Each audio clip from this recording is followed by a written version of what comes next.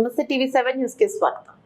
పల్నాడు జిల్లా వినుకొండ పట్టణంలోని 16-17 వార్డులలో పురపాలక సంఘం ఆధ్వర్యంలో బుధవారం ఇది మంచి ప్రభుత్వ కార్యక్రమం నిర్వహించగా ఎమ్మెల్యే జీవి ఆంజనేయులు ముఖ్య అతిథులుగా హాజరయ్యారు. మొదటిగా 2 వార్డులు అధికారులతో కలిసి ఇంటింటికి తిరిగి 100 రోజుల్లో ఎన్డీఏ ప్రభుత్వం చేపట్టిన సంక్షేమ పథకాలు అభివృద్ధి కార్యక్రమాలను వివరించారు. అనంతరం తిమ్మాయపాలెం రోడ్లోని వై కన్వెన్షన్ హాల్లో మున్సిపల్ కమిషనర్ సుభాష్ చంద్రబోస్ అధ్యక్షతన జరిగిన కార్యక్రమంలో ఎమ్మెల్యే జీవి ఆంజనేయులు ప్రజలను ఉద్దేశించి మాట్లాడుతూ రాష్ట్రాన్ని అభివృద్ధి వైపు నడిపిస్తూ సంక్షేమ పథకాలు ప్రవేశపెడుతూ ప్రజలను ఆదుకుంటున్న ఎన్డీఏ ప్రభుత్వం ఇది మంచి ప్రభుత్వం అని ప్రజల చేత వినిపించుకుంటుందన్నారు. 159 కోట్లతో త్రాగునీరు పథకం పూర్తి చేసి పట్టణ పుర ప్రజలకు స్వచ్ఛమైన త్రాగునీరు అందించి త్రాగునీటి సమస్యలను శాశ్వతంగా పరిష్కరిస్తామన్నారు. కార్యక్రమంలో మాజీ ఎమ్మెల్యే మక్కిన మల్లికార్జునరావు, జనసేన నాయకులు Nagasrinu royal, BJP, TDP, Janasena party నాయకులు పాల్గొన్నారు.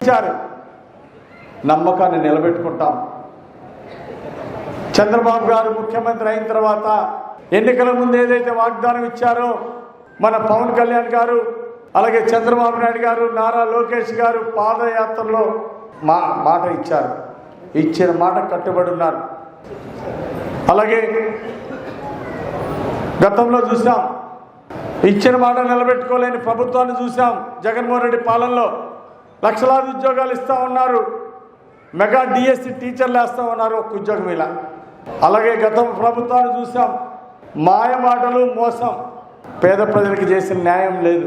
అందుకే చంద్రబాబు గారు ఎన్నికల ముందు ఇచ్చిన మాట 1000 రూపాయలు పెన్షన్ పెంచుతాను, 3000 పెన్షన్ 4000 చేస్తా అన్నారు. వికలాంగుల పెన్షన్ పెంచుతామన్నారు. పెంచి చూపించారా లేదా? ఏమ్మా సమాధానం చెప్పాలి గట్టిగా. పెంచారా లేదా? అది అంటే గతంలో జగన్మోహన్ రెడ్డి పాలనలో సంవత్సరానికి 250 పెంచారు. 770 రూపాయలు పెంచడానికి, 1000 రూపాయలు పెంచడానికి 5 సంవత్సరాలు పట్టింది. 250 గొర్రెతోక బెత్తడన్నట్టు పెంచారు గత ప్రభుత్వంలో. కానీ మన చంద్రన్న ఏకదమ్మున ఒకేసారి 1000 రూపాయల పెన్షన్ పెంచి 3000 4000 చేసి, విభిన్న ప్రతిభావంతులది 3000 6000 చేశారు. ఆ విధంగా ఇంటింటికి పెన్షన్ ఇచ్చారు.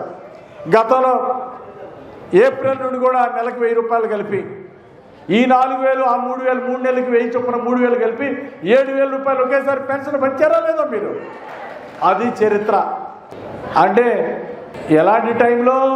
కష్టకాలంలో. మామూలుగా నిధులుండి పంచితే, నిధులుండి చేస్తే పెద్ద విషయం కాదు. జగన్మోహన్ రెడ్డి గారు 14 లక్షల కోట్లు అప్పులు చేసి దోచుకొని, లక్షల కోట్లు దోచుకొని ఆయన వెళ్ళిపోయాడు. 14 లక్షల కోట్లు జనాల నెత్తి మీద మనకి అప్పులు చేసి వెళ్ళాడు. ఈ అప్పులు ఎవరు తెచ్చాలా? ఈ చంద్రబాబు నాయుడు గారు తెచ్చాలా? ఇప్పుడు 14 లక్షల కోట్లు అప్పులు తెచ్చే, ఒక పక్క అప్పులు తెచ్చడానికి ప్రణాళిక చేస్తూ, మరో పక్క ఇచ్చిన మాట నిలబెట్టుకోవడానికి పెన్షన్ 250 పెంచకుండా ఏకదమ్మున ఒకేసారి 1000 రూపాయలు విభిన్న ప్రతిభావంతులకి 3000 పెంచారు ఒకేసారి.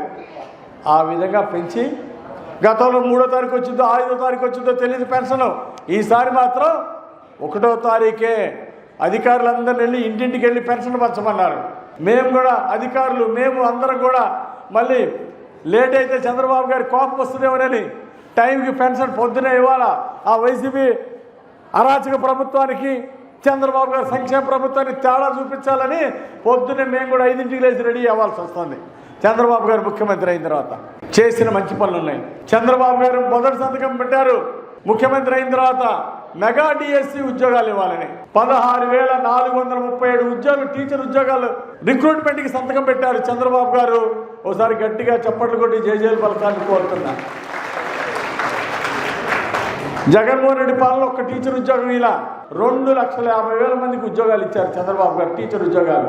అలాగే ఇప్పుడు ఇచ్చిన టీచర్స్ 16,437 ఉద్యోగాలు కాకుండా భవిష్యత్తులో 20 లక్షల మంది చదువుకున్న పిల్లలకి, నిరుద్యోగులకి 20 లక్షల మందికి ఉద్యోగాలు, ఉపాధి అన్ని కలిపి 20 లక్షల మందికి ఈ 5 సంవత్సరాల్లో మేలు చేయాలని ప్రణాళిక తీసుకొని ఈరోజు ముందుకెళ్తున్నాం. స్కిల్ డెవలప్మెంట్ ద్వారా చదువుకునే పిల్లలకి ట్రైనింగ్, శిక్షణ ఇవ్వబోతున్నారు.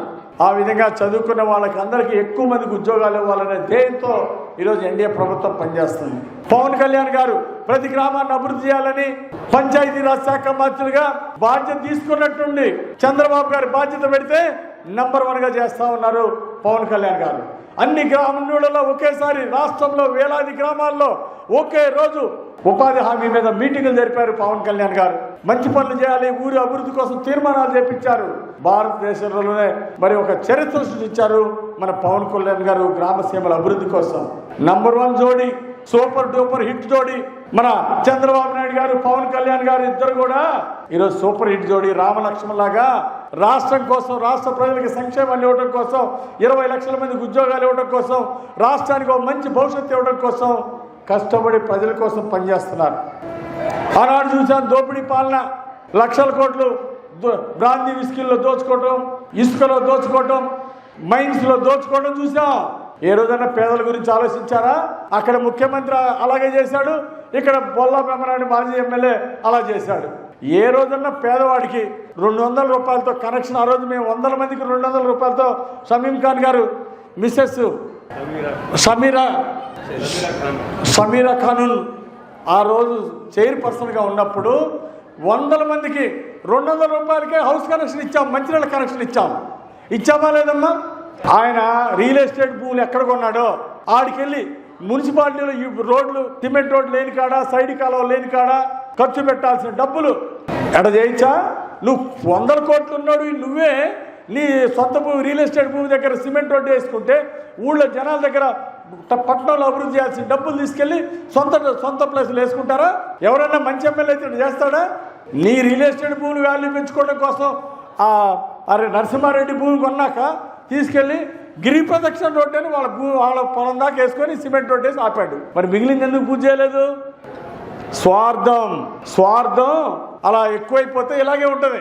బొల్లాపల్లి మండలంలో పాస్ పుస్తకాలు ఇస్తే పాస్ పుస్తకానికి డబ్బులు వసూలు చేశారు. రైతులకి పొలాలకి పాస్ పుస్తకాలు ఇస్తే ప్రతి పాస్ పుస్తకానికి ఎంఆర్ఓల ద్వారా, విఆర్ఓల ద్వారా డబ్బులు వసూలు చేసి వాటా తీసుకున్నారు బొల్లా బ్రహ్మనాయుడు. పేదలకు ఇదేనా చేయాల్సింది? మీరు మీ అందరికి మాట ఇస్తున్నా, జీవి ఆంజనేయులు ఎమ్మెల్యే అయిన తర్వాత మీకు కొండంత అండగా ఉంటా. ఎక్కడ ఏ సమస్య వచ్చినా, మహిళల మీద అరాచకాలు జరిగినా, రౌడీజం, గూండాజం ఎక్కడన్నా కనపడితే ఒక అండగా నాకు చెప్పండి, మీకు కొండంత అండగా ఉంటా.